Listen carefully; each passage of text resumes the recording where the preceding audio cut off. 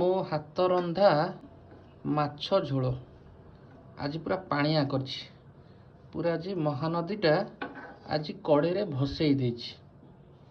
ଆଉ ଯେଉଁ ଉପରେ ଯେଉଁ ଦେଖାଯାଉଛି ନାଲିଆ ନାଲିଆ, ଏରା ସବୁ ଗରମ ମସଲା ପକେଇଛି ତ ସେ ସେମିତି ଦେଖାଯାଉଛି। ଆଉ ନାଲିଆ ନହେଲେ କ'ଣ ଖାଇବାକୁ ବାଗ ଲାଗିବ? ଟିକେ ନାଲିଆ ଦରକାର ନା ଆଉ, ନା କ'ଣ ବୋଉ? ନାଲିଆ ନହେଲେ କ'ଣ ଖାଇବାକୁ ବାଗ ଲାଗିବ? ହଳଦିଆ ହେଲେ ଗୋଟେ ପାଣି ମାନେ କ'ଣ ନାସନା ଦେଖାଯିବ। ନାସନା ଦେଖାଯିବ। ନାଲିଆଟା ହେଲେ ଗୋଟେ ତରକାରୀ ଭଳିଆ ଲାଗିବ।